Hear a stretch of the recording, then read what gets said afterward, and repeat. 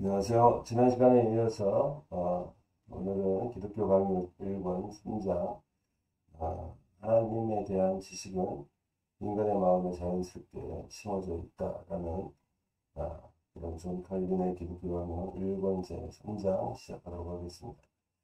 기독교 강요 1권은 총 80장으로 되어 있습니다.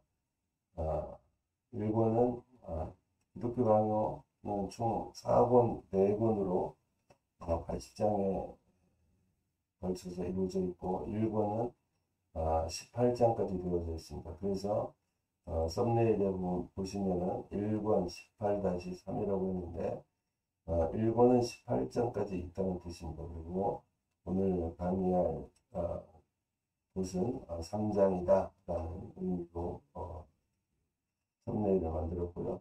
여러분들 보시기에 그렇게 이해하시면 좋을 것 같습니다. 1권은 18장까지 되어져 있다.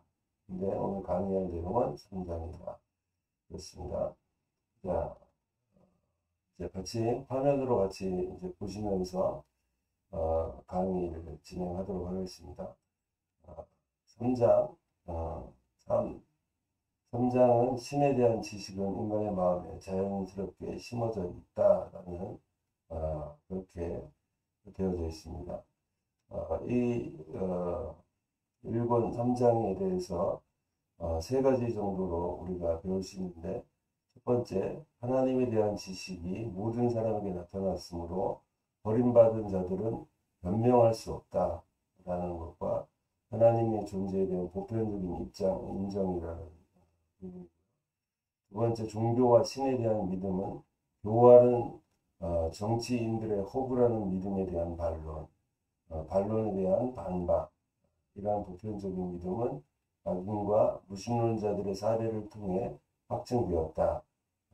이렇게 알 수 있고요.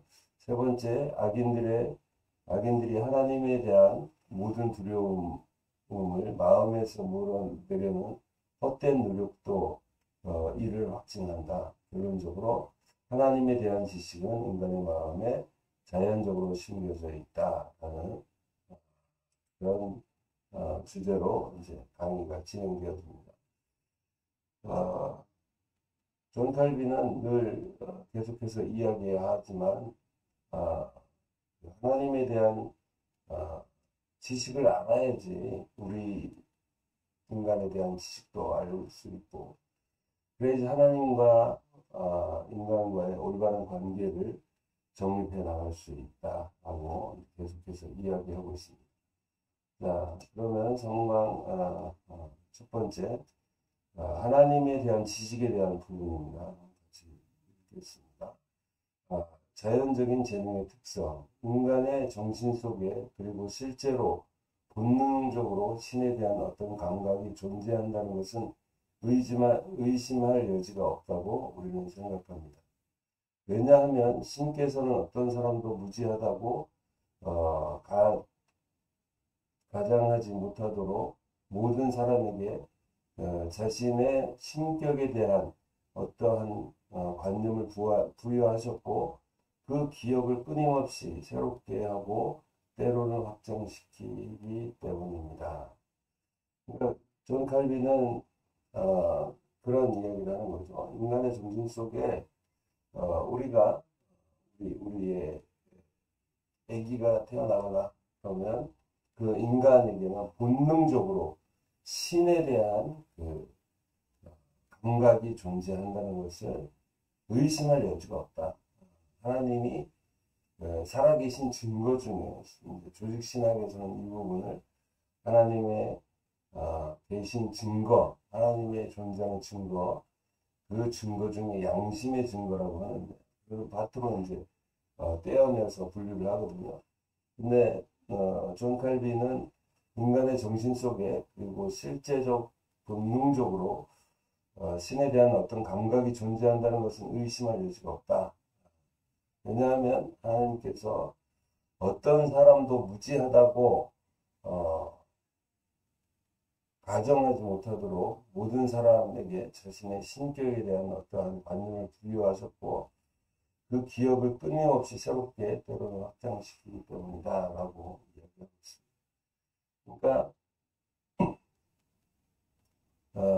어떤 사람도 무지해가지고 하나님에 대해서 알 수 없을 거야 라고 생각하는 사람들도 있는데 그런 존 칼빈은 그렇지 않다라고 이야기하고 있습니다. 자, 계속해서 보겠습니다.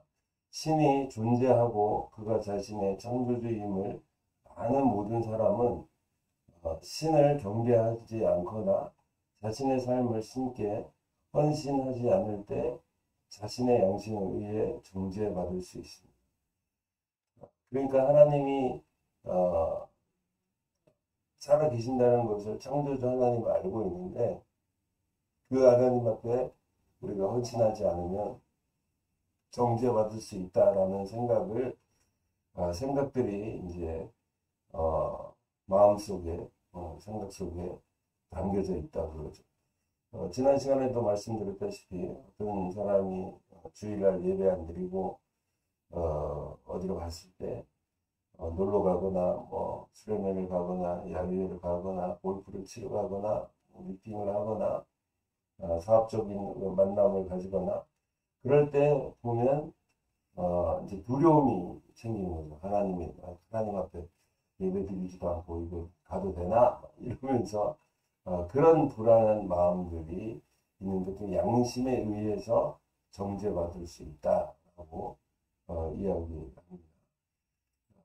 확실히 신이 알려지지 않았다고 생각할 수 있는 지역이 있다면 그러한 사례가 존재할 가능성이 가장 높은 곳은 문명에서 가장 멀리 떨어진 가장 어리석은 부족들 사이일 것입니다.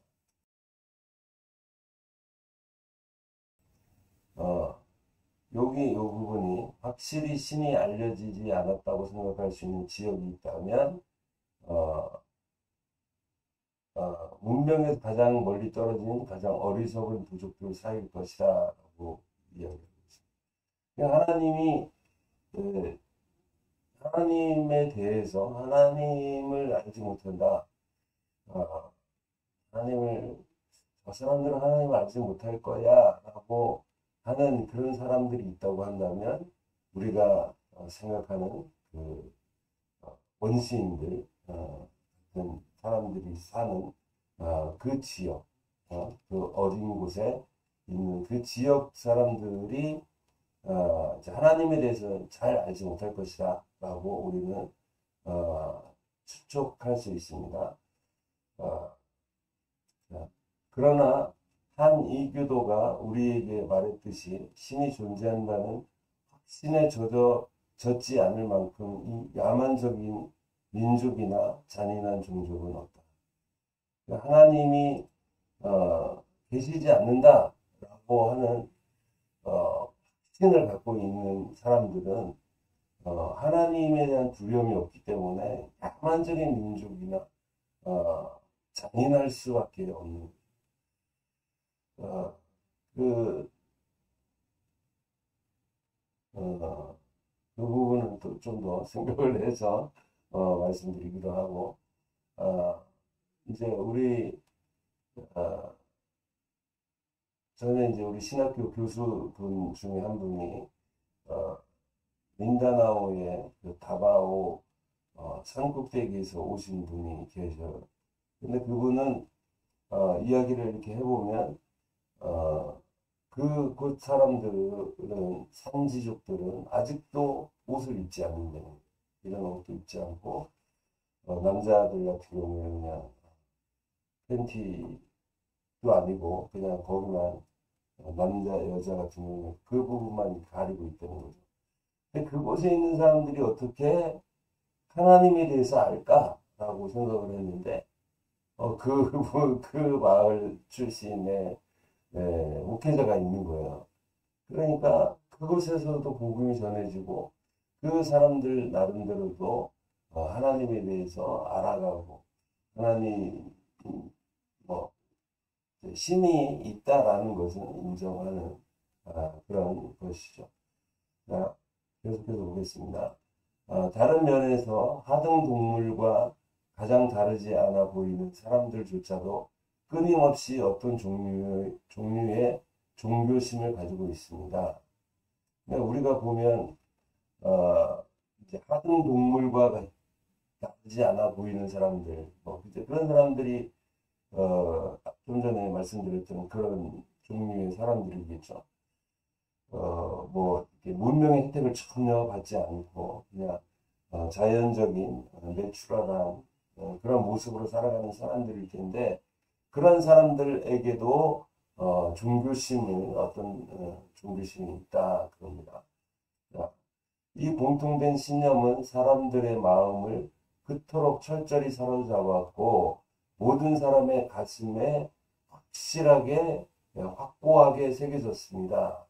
그러니까 어떤 사람이든지 하등 동물과 비슷하게 생겼던 사람이든지 아니면 스마트하고 엘리트 같은 사람이든지 어떤 사람이든지 이 땅에 존재하는 모든 사람들은 확고한 공통적으로 가지고 있는 신념은 하나님이 계신다는 거예요. 하나님이 계신다. 하나님이 계신다는 그것을 확실하게 가슴에 새기고 있다 그렇습니다. 계속해서 보시면 그 이후로 지구상의 어느 지역, 어느 도시, 어느 가정조차도 종교가 없는 곳은 처음부터 없었으며 이는 모든 사람의 가슴에 신성에 대한 감각이 새겨져 있다는 암묵적인 고백과 같습니다. 그렇습니다. 그러니까 지구상 어느 곳이든지 어떤 가정이든지 어느 도시든지 종교가 없는 곳은 없다고 봅니다. 모든 사람의 가슴 속에 하나님에 대한 감각이 새겨져 있다는 암묵적인 고백이라는 거죠. 양심의 고백이다. 자, 계속해서 보시면 우상 숭배조차도 이 사실을 충분히 증명합니다. 우리는 인간이 다룬 피조물을 자신보다 위에 두기 위해서 자신을 낮추는 것을 얼마나 꺼리는지 알고 있기 때문입니다.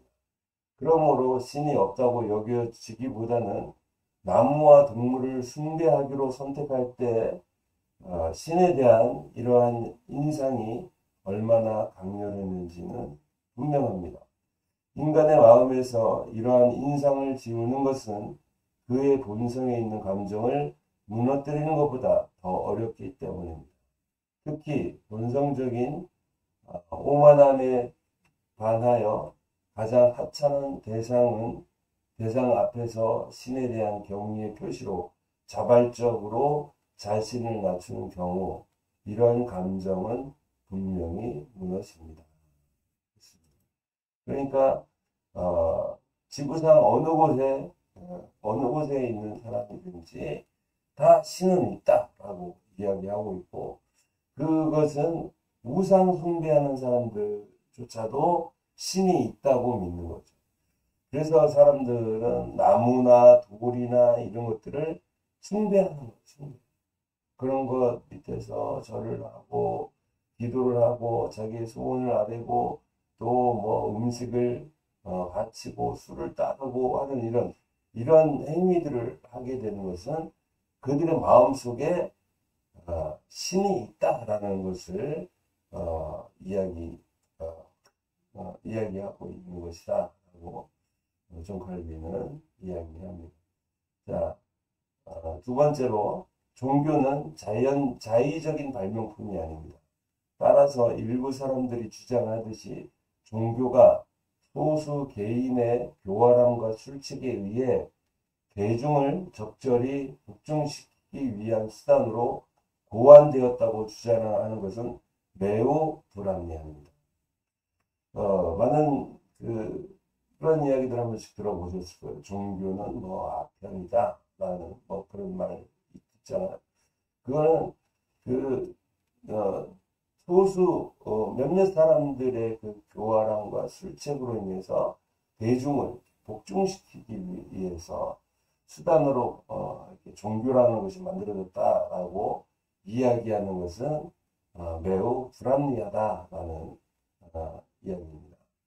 자, 반면 바로 그 사람들이 다른 사람들에게 신을 예배하도록 가르치면서 신의 존재만큼 믿지 않은 것은 없었습니다. 참 아이러니한 부분이죠.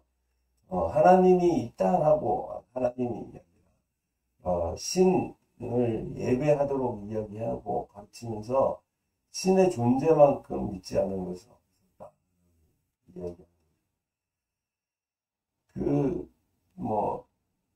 JMS 같은 경우도 내가 구세주다 라고 이야기하고 자기는 재림주이기 때문에 자기는 죽음을 맞이하지 않는다 라고 이야기를 하지만 JMS가 신천지 그렇지만 이제 교단의 교단주가 사망의 위기에 처하니까 이제 또 교리를 또 바꾸는 이제 그런 우스꽝스러운 일들도 벌어지고 있는데 아무튼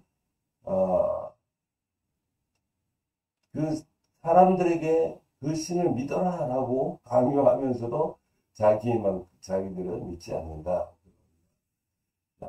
계속해서 보시면 교활한 사람들이 대중에게 경외심을 불러일으키거나 공포심을 심어 더욱 복종하게 만들려는 의도로 종교에 수많은 허구를 도입했다는 것을 저는 기꺼이 인정합니다. 그러니까 공포심을 심어 복종하게 만들려는 의도로 종교에 수많은 허구를 도입했다는 것을 인정한다 그겁니다. 교활한 사람들이.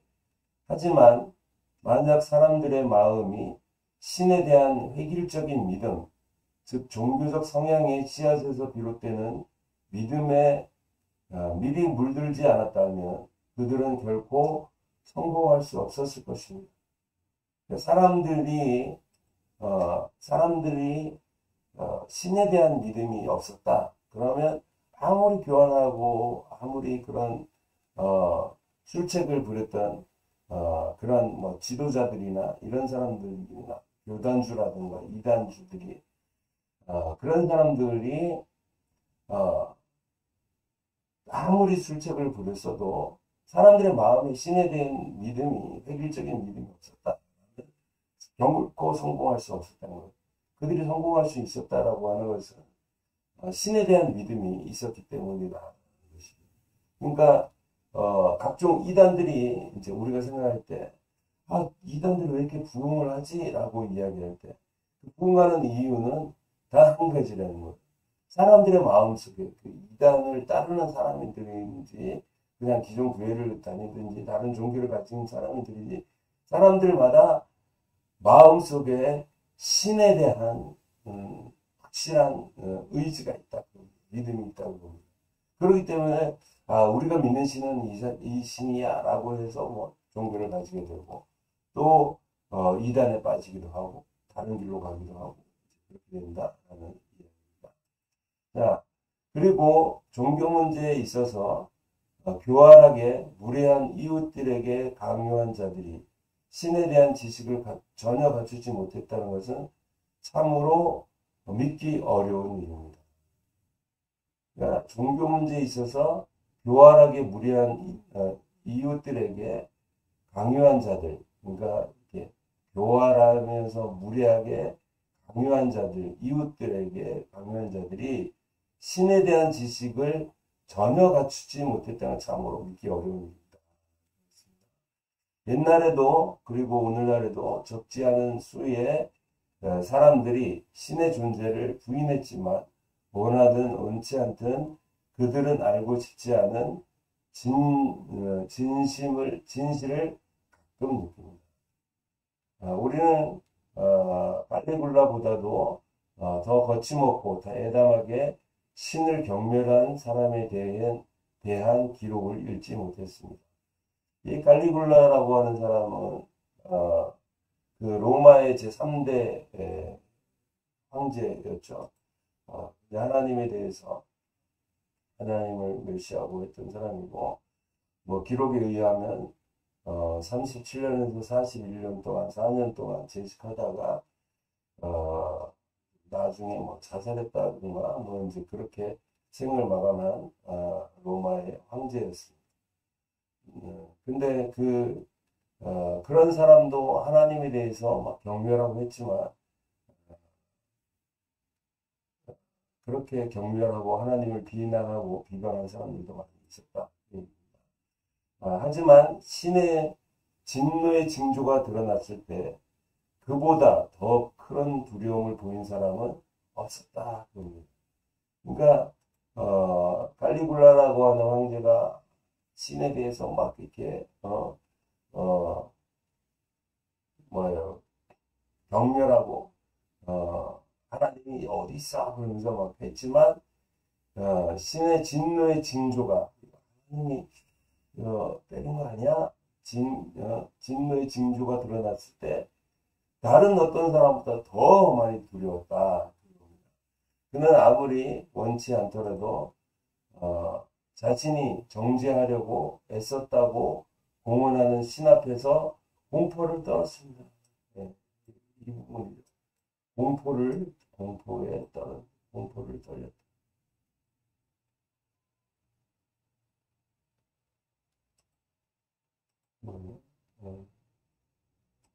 공포에 떨었다.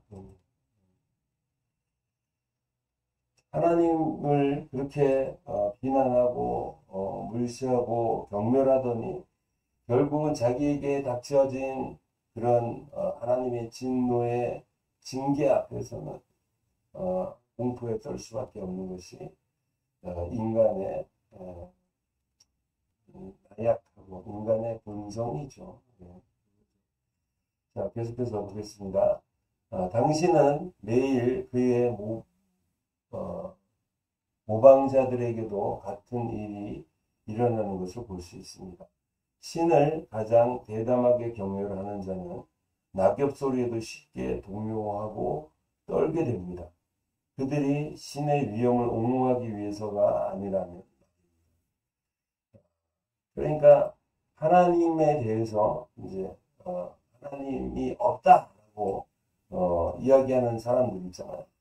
그 사람들이 칼리굴라처럼 하나님이 없다라는 것을 이제 모방한 것처럼 이야기하는 거예요. 가장 대담하게 경멸하는 사람은 낙엽 소리 같이 작은 소리라도 하나님이 나를 심판하시나, 나를 정죄하시나, 나를 징계하시나, 뭐 이러면서 이제 쉽게 이제 동요한다 그겁니다. 그리고 이제 만약에 그 사람들이 그렇게 하는 행위가 하나님의 하나님이 위엄을 옹호하기 위해서 하는 연극이 아니라면 그 낙엽 소리도 놀라고 막 하는 것들, 그런 것들 보면 하나님이 계신다라는 것을 이제 이야기하고 있습니다. 신의 위엄은 그들이 그것으로부터 도망치려고 애쓸수록 더욱 강하게 양심을 짓누른다. 계속해서 보시면 사실 그들은 모두 주님의 면전에서 숨을 곳을 찾고 다시는 그것을 마음속에서 지워버립니다. 그러니까 인간이 얼마나 무지하냐 겁니다. 하나님 앞에서 어디 숨을 데가 없나 찾았다가 또 그랬다가 하나님을 마음속에서 또 잊어버리는 거예요. 지워버리는 거예요. 지금 우리의 모습도 그와 같지 않을까. 우리가 필요할 때는 하나님 앞에 나가서 기도하고 울며 불며 그러다가 이제 삶이 웬만하게 회복되거나 그러면 내가 언제 뭐 그랬어 그거 하나님도 잊어버리고 또 생각하고 달려가. 그런 어리석은 삶이 우리들의 삶이 아닌가 생각해 봅니다. 하지만 모든 노력에도 불구하고 그들은 여전히 그물에 갇혀 있습니다. 어떤 그물이죠? 비록 그 확신이 잠시 사라지는 듯 보일지라도 곧 다시 돌아와 새로운 격렬함으로 밀려듭니다. 그래서 양심의 갇힘에서 잠시 벗어나는 것은 마치 술에 취한 사람이나 미친 사람이 잠든 것과 같습니다. 그들은 잠에서 편히 쉬지 못하고 끊임없이 끔찍한 꿈에 시달립니다. 이 사람들은 모든 사람들이 그렇죠. 하나님을 면전에서 숨을 곳을 찾다가 또 다시 그것을 마음속에서 지워버리고 이렇게 하는 행위들을 통해서 정말 하나님이 살아계신다는 확실한 믿음을 계속적으로 가지고 살아야 되는데 잊었다가 찾았다가 잊었다가 그런 행태들을 이제 그물이라고 하는 거죠. 그런 그물 가 같은 우리 삶이 이제 갖춰져 있다 그럽니다. 그래서 확신이 잠시 사라지는 듯 보일지라도 곧 다시 돌아와 새로운 격렬함으로 밀려 또 하나님 계신다고 믿었다가 하나님 사그라들었다. 또 다시 격렬하게 일어났다가 이제 그래서 양심의 가치에서 벗어났다가 양심의 가치에서 벗어났다가 또 술에 취한 사람처럼 그냥 또 잠들어 있는 그런 모습이 인간의 모습이지 않는가라고 이야기하면서 존 칼베이는 이렇게 결론을 냈습니다. 따라서 악인들조차도 인간의 마음속에 항상 신에 대한 어떤 관념이 존재한다는 사실을 보여주는 예이다. 그렇습니다. 그러니까 하나님의 신에 대한 어떤 관념이 있는 것은 그것은 꼭 오직 믿음의 사람들뿐만 아니라 믿지 않는 한 사람들조차도 마음속에 그런 신에 대한 관념이 존재한다라고 하는 것을 이야기하고 있습니다. 자, 마지막 세 번째 세션입니다. 실제적인 선함은 불가능하다. 따라서 건전한 판단력을 가진 모든 사람은 신에 대한 감각이 인간의 마음에 지울 수 없이 새겨져 있다고 생각할 것입니다. 그리고 이러한 믿음이 모든 사람에게 자연스럽게 생겨나 마치 우리 뼛속에 깊이 박힌 것처럼 굳건히 자리 잡고 있다는 것은 아무리 맹렬히 저항하더라도 신에 대한 두려움에서 벗어날 수 없는 악인들의 완강한 저항에서 명백히 입증됩니다. 네. 디아고라스와 같은 부류의 사람들이 종교에 관해 모든 시대에 걸쳐 믿어져온 모든 것을 즐기고 디오니소스가 천국의 심판을 비웃지만 그거는 사르도니아식 웃음에 불과합니다. 디아고라스와 디오니소스에 대해서 디아고라스는 그리스 신화에 나타나는 사람들이고 이 디아고라스가 이런 사람들 신은 주신이라고 해요. 주신 술주자를 써서 모든 주신이라고. 그러니까 그 사람들은 이제 그리고 사르도니아식 웃음에 불과하다는 사르도니아는 저거를 제가 이제 인터넷 찾아봤을 때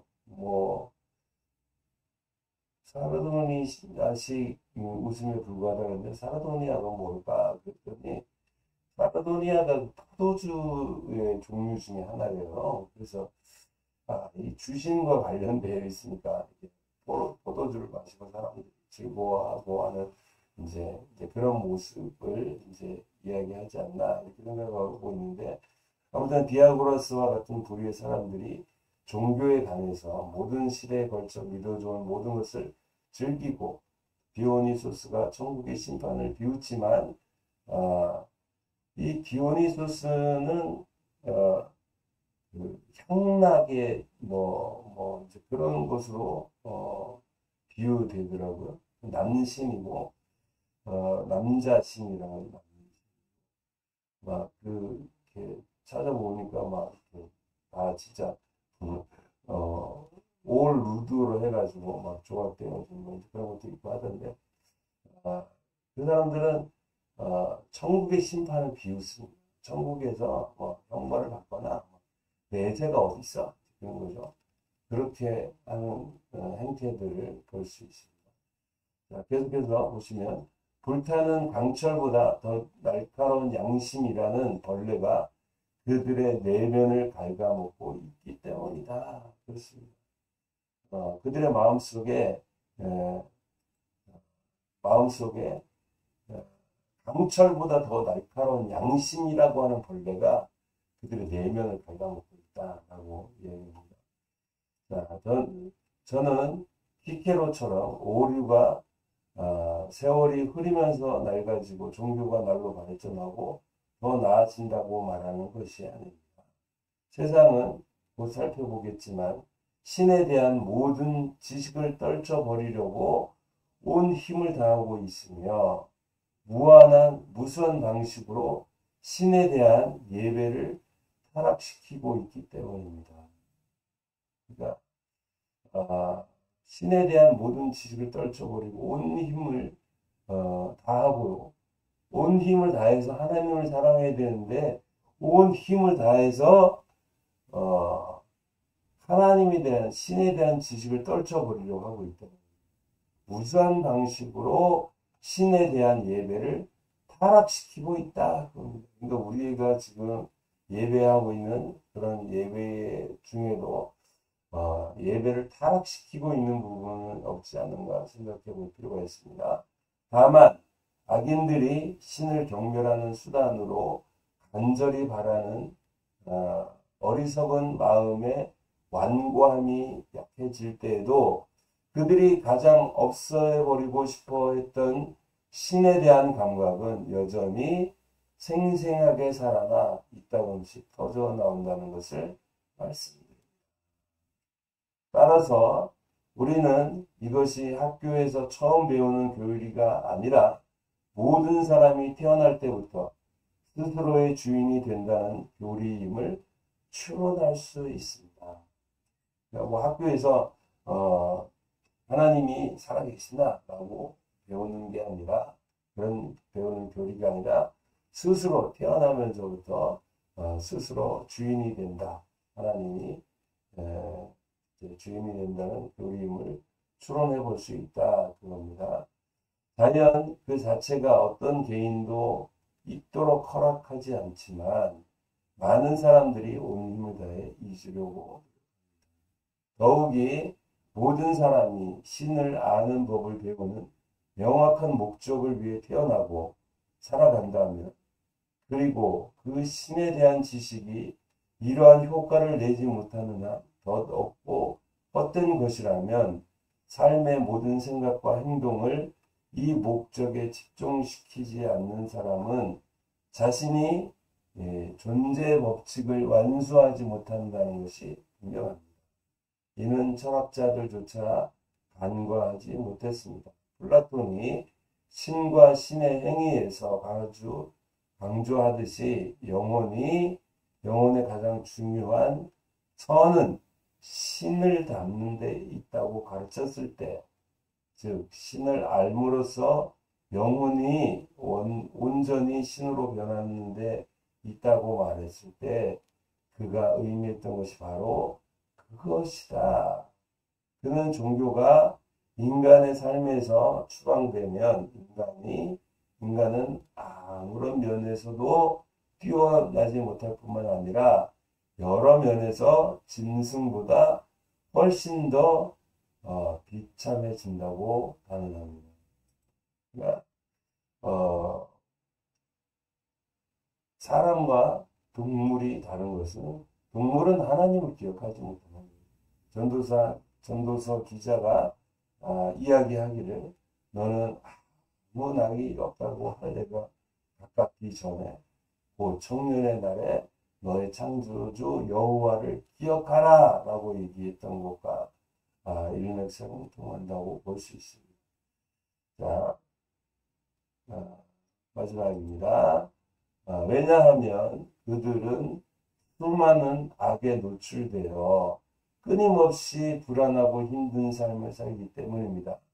그러므로 그들을 우월하게 만들한 만드는 유일한 것은 신에 대한 예배이며 예배를 통해서만 그들은 불멸을 갈망합니다. 그들은 수많은 악에 노출되어 끊임없이 불안하고 힘든 삶을 삽니다. 사람이 하나님이 없다라고 종교가 인간의 삶에서 추방되어지고 종교가 없다 인간은 그렇다면 아무리 뛰어난다는 존재라 할지라도 짐승과 비교해서 짐승보다 더 훨씬 비참한 삶을 살 수 있다. 왜냐? 사람은 수많은 악에 노출되어 있어. 하루에도 만나는 수많은 사람들이 있지 않습니까? 그 수많은 사람들하고 이야기를 할 때, 대화를 하거나 이야기를 할 때, 악한 말들이 얼마나 많이, 악한 생각들, 계획들이 얼마나 많이 주어지고, 또 듣고, 또 말하고, 그렇습니까? 그렇기 때문에, 존 칼빈은 이제, 종교가 가지고 있는 그 유익한 점, 우리를 하나님 앞에서 경건하고 바르게 살아가게 하기 위한 도구로 종교가 사용되어진다. 그렇게 이제 하고 있습니다. 그래서 신에 대한 예배이며 이 예배를 통해서만 불멸을 멸망하지 않을 것을 가능합니다. 인간이 동물들보다 우월한 것은 인간은 예배를 드리기 때문이다. 신에 대한 예배를 드리기